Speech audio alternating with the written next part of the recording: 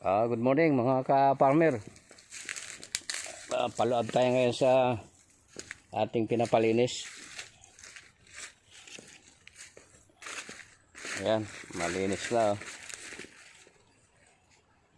Super ganda yung mga kakao. So hanggang dito yung nalinis natin. Mayroon pala tayong punong banaba. Kasalukuyang namumunga yung banaba. Ayan yung nalinis na mga tauhan natin. Lumitaw din sa wakas yung lugar na kung saan masukal. Ayan yung mga bunga ng rambutan. Malapit na yan, baka kalaghatian itong July makapamitas tayo ng rambutan. So hanggang dito yung nalinis nila. Akyat tayo dito sa may taas, sa may bakod. Pinapasagad natin dito sa pader yung pader ng karsada to nandito So yan yung area natin dito sa kabilang porsyon.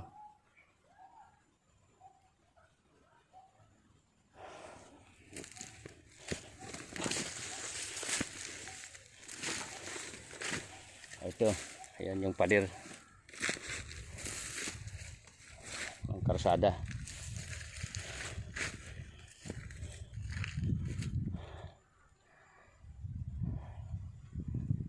Ayan po yung porsyon ng mga nyuga natin dyan.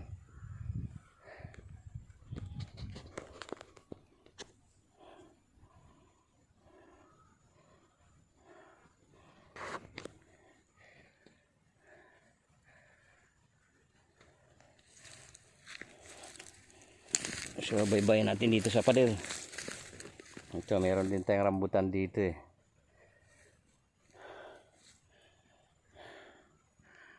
Ayan po yung sinasabi ko sa inyo na pader along the road. Diyan naman yan yung solid na kakawa natin dyan. Hanggang doon sa baliti.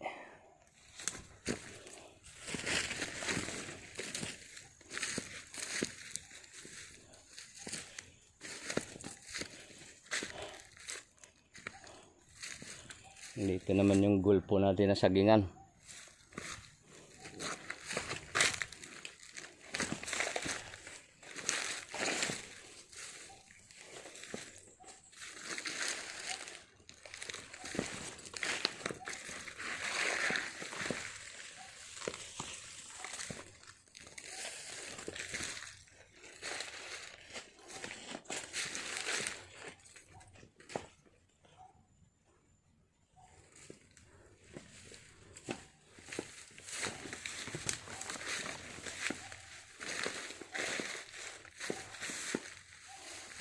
Dito palibasa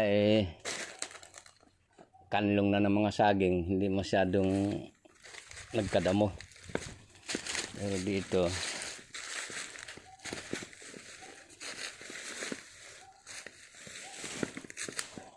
ito nalinis na rin dito sa portion na to.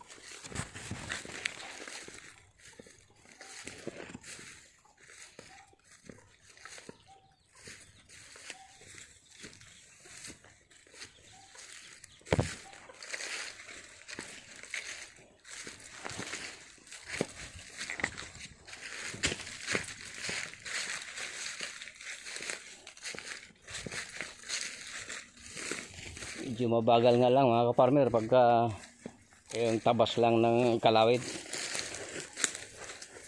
Kaya yung mga grass cutter kasi natin, yung mga dating binili na 2-stroke, masyado na sirain, masakit sa ulo.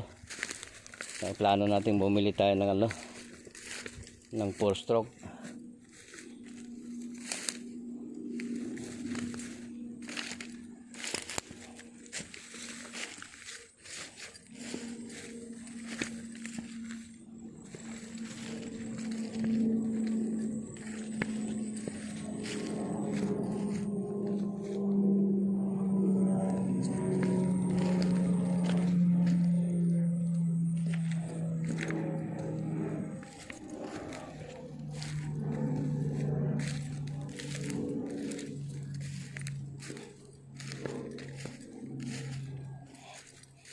Ito yung ating mini dam.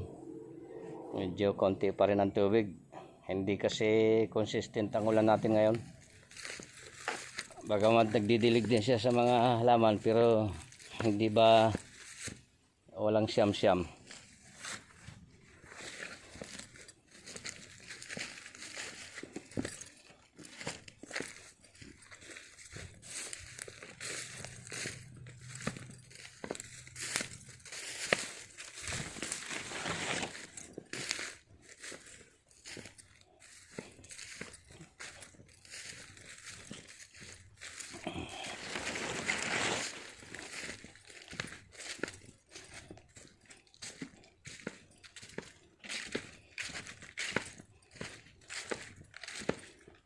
So, dadaan tayo dito sa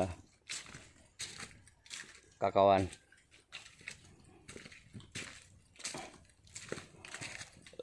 Along balite na ito.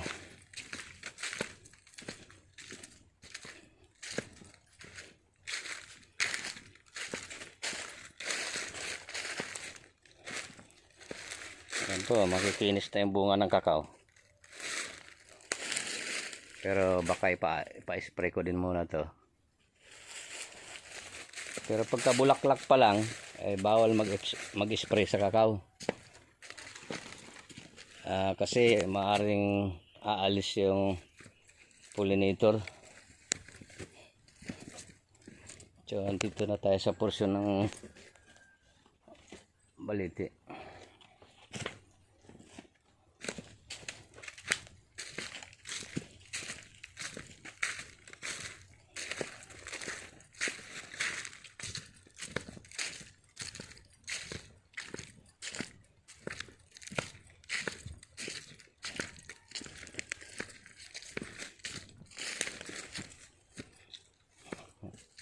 Tingnan din tuloy natin itong ayan, super lago na yung ating kasoy.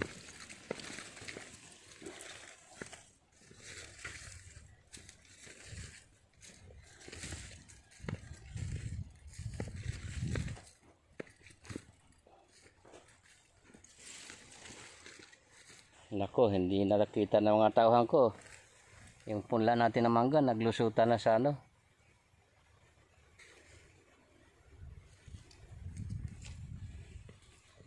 dito, sa may bul na yan dito eh. Ito, naalisan na.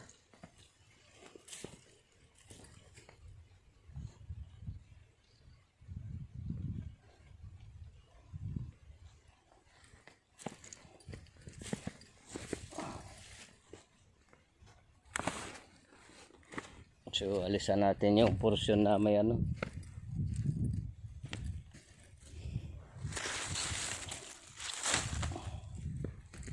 kasi lumusot na maraming sibol tong kuha na to.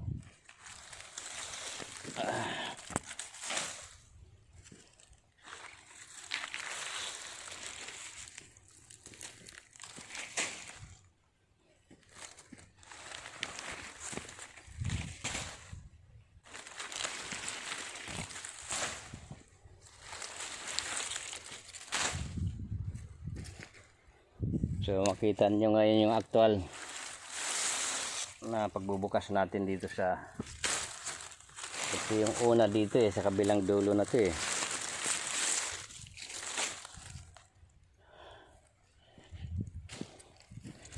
Ayan mga kaparmer oh.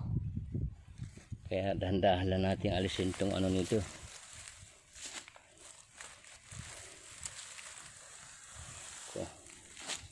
Ito yung sinasabi ko, pagka na-delay ng tanggal ng takip, ang bilis nilang sumibol. Palibasa na alagaan ng ulan.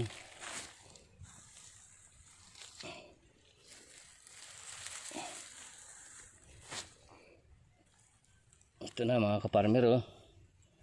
Yung sibol ng mangga. Ito maganda ang sibol nito, halos panay-panay.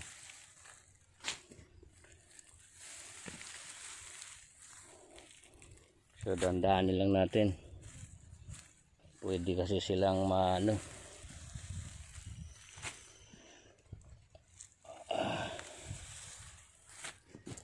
Hindi na napansin ng mga tauhan ko to. Busy din kasi sila. So tanggalan na natin.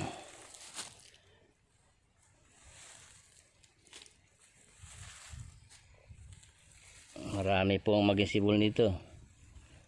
Ito yung sinasabi ko sa inyo na yan. Yan, isang buto lang yan. Tapos ito dalawa, isang buto lang din yan.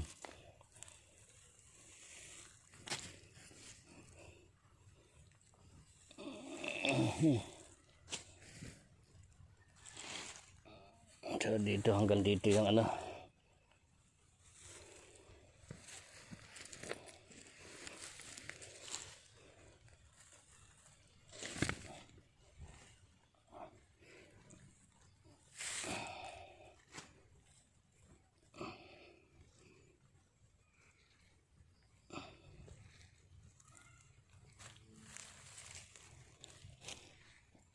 Ito po, marami pong isisibol to.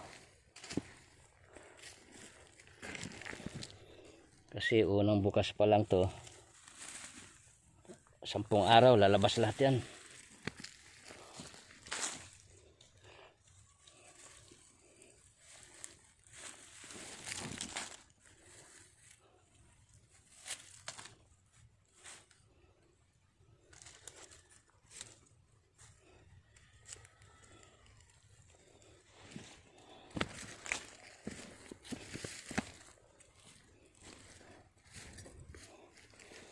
Ito naman yung una nating pinunla.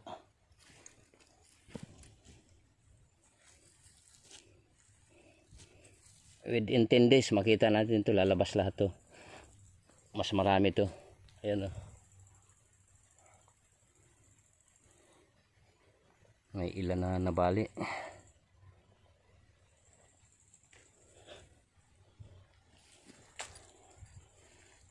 So ganyan.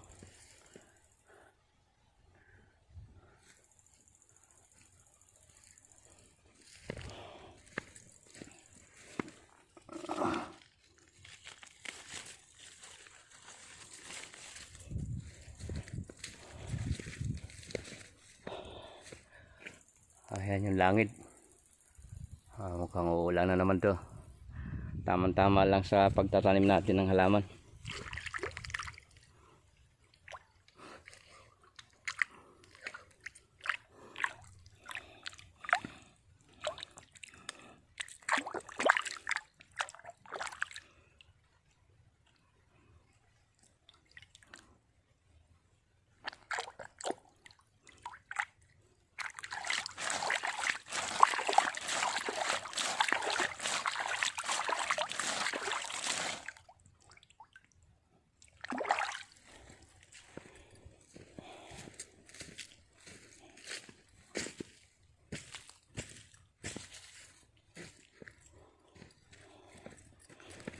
Yan mga kaparmer oh. Yan mga nagbitaka na yan, may lalabas dyan. Yan yung mga nagbitaka na yan, nagbitak-bitak na lupa yan. Marami pang lalabas dyan. Hindi lang sila nagsabay-sabay.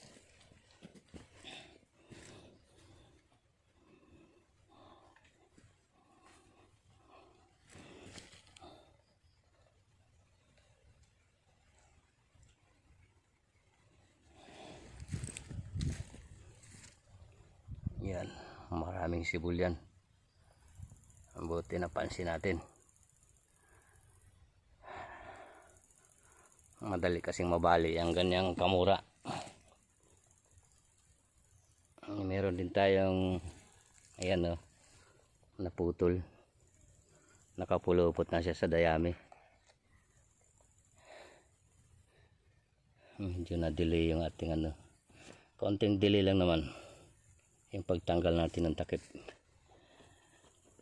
Sige mga kaparmer, hanggang dito na lang at maraming salamat ulit sa inyo.